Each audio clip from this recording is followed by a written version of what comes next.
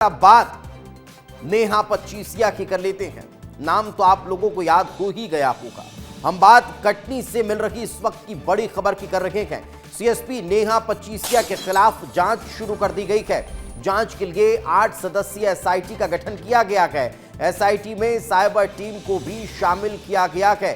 जमीन सौदे से लेकर डिफॉल्ट बिल्ड का ये पूरा मामला है, जिसको लेकर जांच होने वाली है। आईजी प्रमोद वर्मा खुद अब इस पूरे केस की मॉनिटरिंग कर रहे हैं।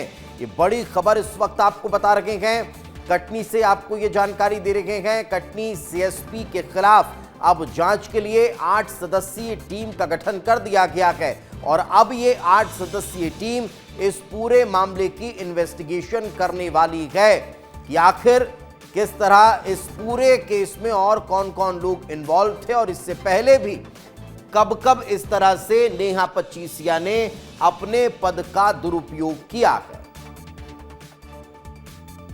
लेकिन चलिए अब आपको बताते हैं कि आखिर नेहा पच्चीसिया है कौन। नेहा पच्चीसिया दरअसल राजगढ़ की रहने वाली है। इन्होंने एमए इंग्लिश में किया है।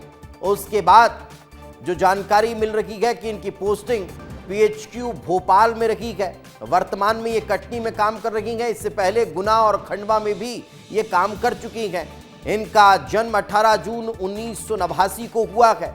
ये नेहा पच्चीसिया लगातार अपने पद का दुरुपयोग कर रही हैं, इस बात की जानकारी सामने आई है। लेकिन चलिए अब आपको बता देते हैं कि किस मामले में इनके खिलाफ एक्शन हुआ है। तो जमीन धोखाधड़ी के मामले में इनके खिलाफ ये कार्रवाई होती हुई नजर आई है। इस मामले में एफआईआर दर्ज हुई है। एफआईआर के बाद सीएसपी नेहा फरार बताई जा रही है। हत्या के आरोपी की जमीन खरीदने का आरोप है। 82 लाख की जमीन 18 लाख रुपये में खरीद ली गई। मुख्यमंत्री डॉक्टर मोहन यादव तक जैसे ही जानकारी पहुंची, उन्होंने सख्त एक्शन लिया है। कांग्रेस नेता मारूफ अहमद भी आरोपी बनाए गए हैं और जो जानकारी है कि उसके खाते में फर्जीवाड़े की रकम पहुंचाई गई है। सीएसपी ऑफिस और सरकारी आवास पर कार्रवाई देखने को मिली है। जांच के लिए 8 सदस्यीय एसआईटी टीम का गठन कर दिया गया है। अब एसआईटी इस पूरे मामले की इन्वेस्टिगेशन करने के बाद खुलासा करने वाली है। इस वक्त हमारे सहयोगी यश हमारे साथ जुड़ चुके हैं, उन्हीं से बातचीत करते हैं। यश, अब एसआईटी कब से इन्वेस्टिगेशन शुरू करने वाली है और सिर्फ इस केस को ही इन्वेस्टिगेट किया जाएगा या इससे पहले कब कब इस तरह से पद का दुरुपयोग किया गया उसका भी खाका तैयार होगा?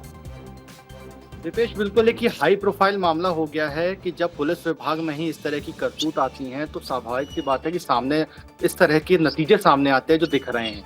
फिलहाल इस पूरे मामले पर जब मुख्यमंत्री डॉक्टर मोहन यादव जी ने एक्शन लिया है और एक्शन लेने के तत्काल बाद जो आईजी प्रमोद वर्मा है वो पूरे इस मामले की मॉनिटरिंग करते दिखाई दे रहे हैं और खास तौर पर एक एसआईटी टीम गठित की गई है जो इस पूरे मामले की तहकीकात तक पहुंचेगी कि जमीन धोखाधड़ी से लेकर जो डिफॉल्ट बेल तक हुई है, इन सभी पहलुओं को जांच करेगी।